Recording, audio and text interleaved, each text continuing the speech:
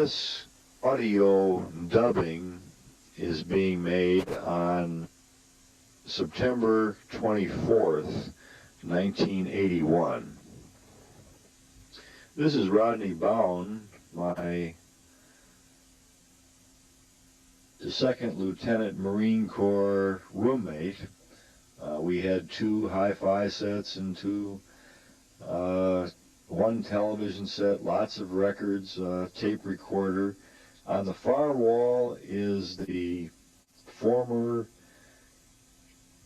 Catherine Ender, my fiance.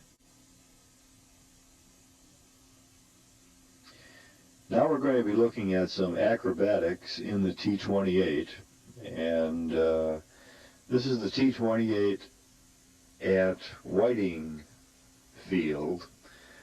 This is a very high-performance airplane. It's equal to or greater than anything used during World War II. It has a 1,450 horsepower engine, and was really a fine performing aircraft.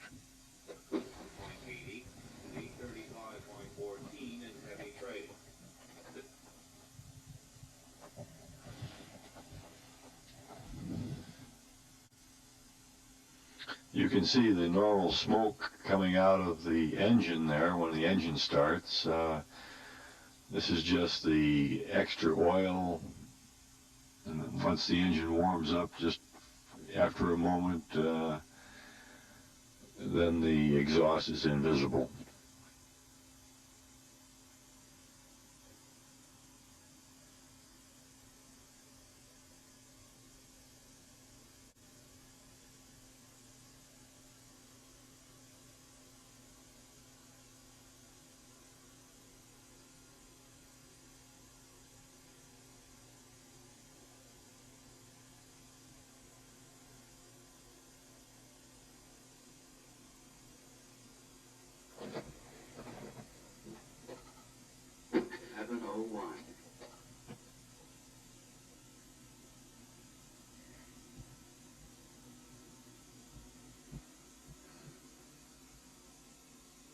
Occasionally you'll hear a noise in the background. The way I'm recording this, I'm just using the audio dub feature of the video recorder and a microphone and a nearby radio, and I just move the microphone from the speaker of the radio to my lips when I want to talk, and then back to the speaker of the radio. Right now we're listening to WLAK, and they're going through a news broadcast, so there's no music on. This is the outside of the T-28, and what a loop is just up over the top, and you end up in the opposite direction, in the same direction, at the same altitude. Okay, now we're in the airplane. I had the camera mounted right on the windscreen, right on the dashboard, up over the top. Now where the airplane is looking right up at the blue sky, and there's the ground coming from the top of the screen. And going down now and leveling off at the same altitude that we began the loop.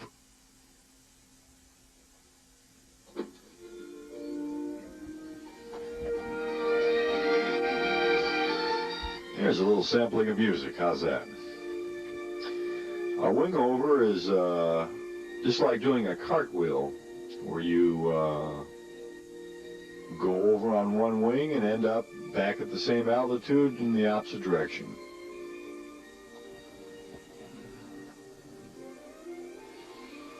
Okay, and a good wing over will have the horizon 90 degrees right there, as you're up on one wing. Now we're going back down to our original altitude and heading the opposite direction that we started.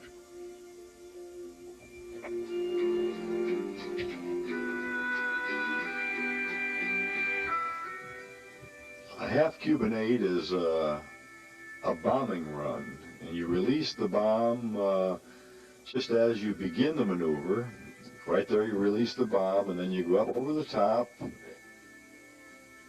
rotate and scoot out in the opposite direction with the bomb going off behind you, hopefully. Now here we are on the airplane. Release the bomb right there. Continue up over the top. And there's the horizon. I'm coming from the top of your screen.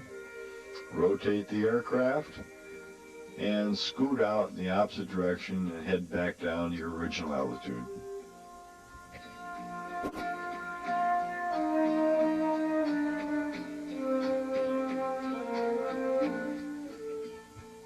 This is a barrel roll. I have this a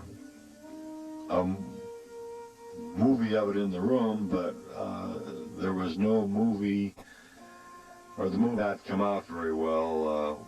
It was taken inside the aircraft. So we have sort of a white space there. And the Immelman is the same way. We have a movie of what the looks like. It's just going up over the, up to the top, rotate the aircraft, and head in the opposite direction, staying at that higher altitude.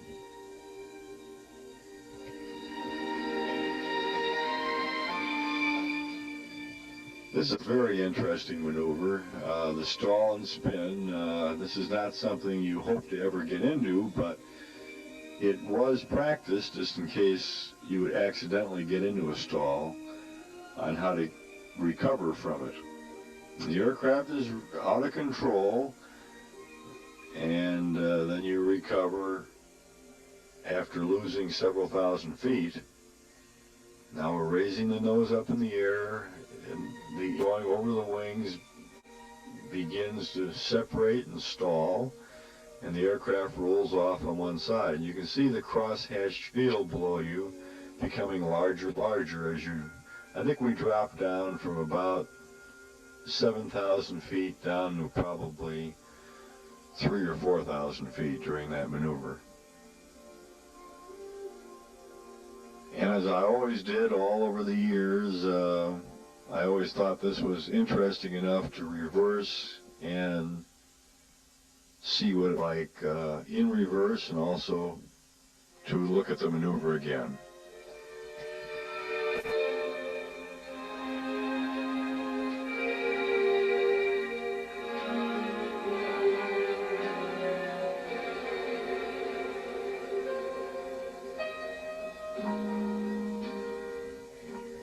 Okay, here's the stall and spin again. Raise the nose up, roll off on the left side, and relatively out of control now. And then apply opposite rudder and recover from the stall and the spin.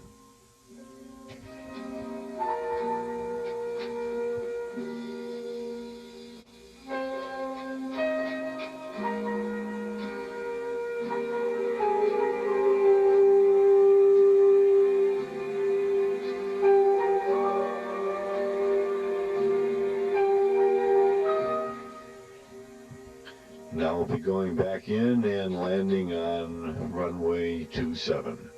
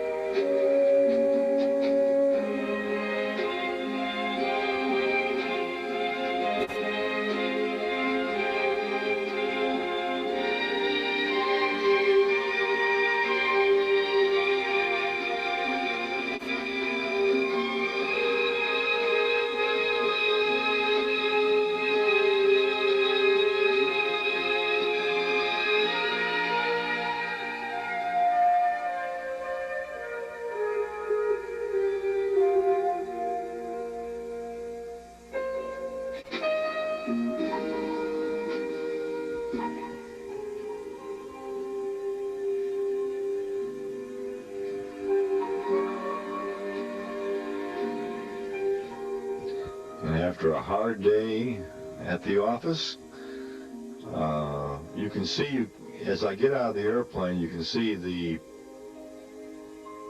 parachute is carried right on your back. It also forms the seat in the aircraft.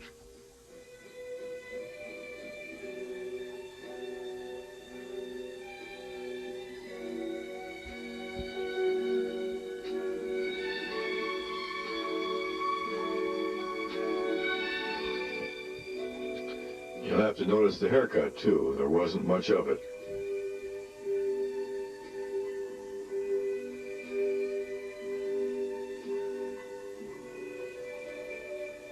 There's the young 21-year-old bachelor.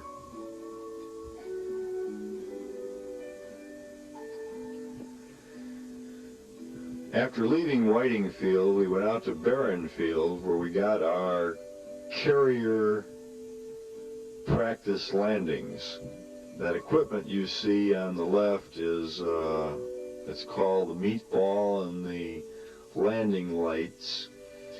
The orange ball reflects into a mirror, and that reflects back up to the pilot. And he uses as a reference, whether he's above or below the glide path, he uses a row of green lights. So if he sees the orange ball right in line with the green lights, he knows he's right on the glide path. Those red flashing lights indicate that he should go around, and the green light on top indicates that he should cut the engine and land.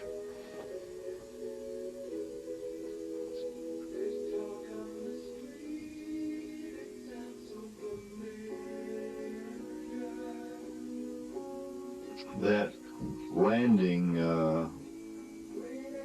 apparatus is on the right side now of the aircraft carrier. You'll see the green lights, and then you'll see the orange light go right through the mirror. It was a very rough day at sea, and the back end of the aircraft carrier was rising and falling in the heavy seas. It wasn't a very good day, really, to begin carrier landing.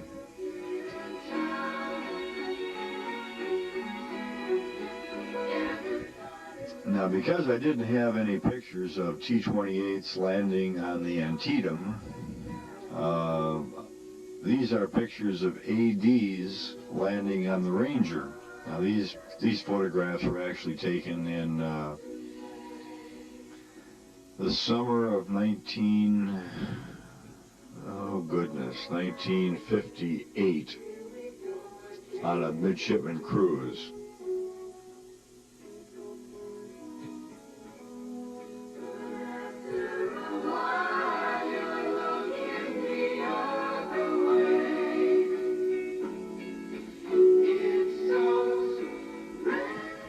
You can see the green lights on the right side, and right there you see a meatball.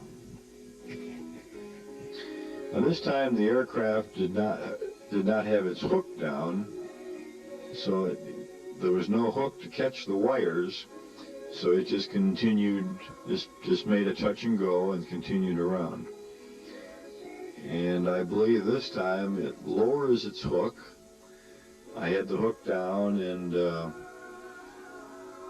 there are about 4 or 5 wires stretched across that landing area, and the hook catches one of those wires and slows you very rapidly. There, you can see us slowing down. While the wires pulls the aircraft back a little bit, you raise your hook. The landing man on the deck tells you to taxi forward and to take off.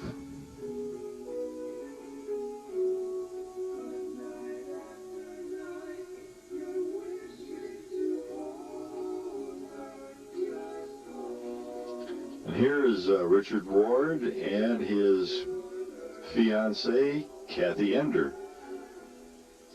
This was in the summer of 1960. This was about, probably 2 weeks before they were married.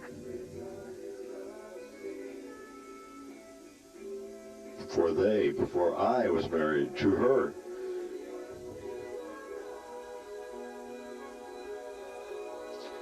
And like all of my movies, I try to end them with a American flag flying in the breeze.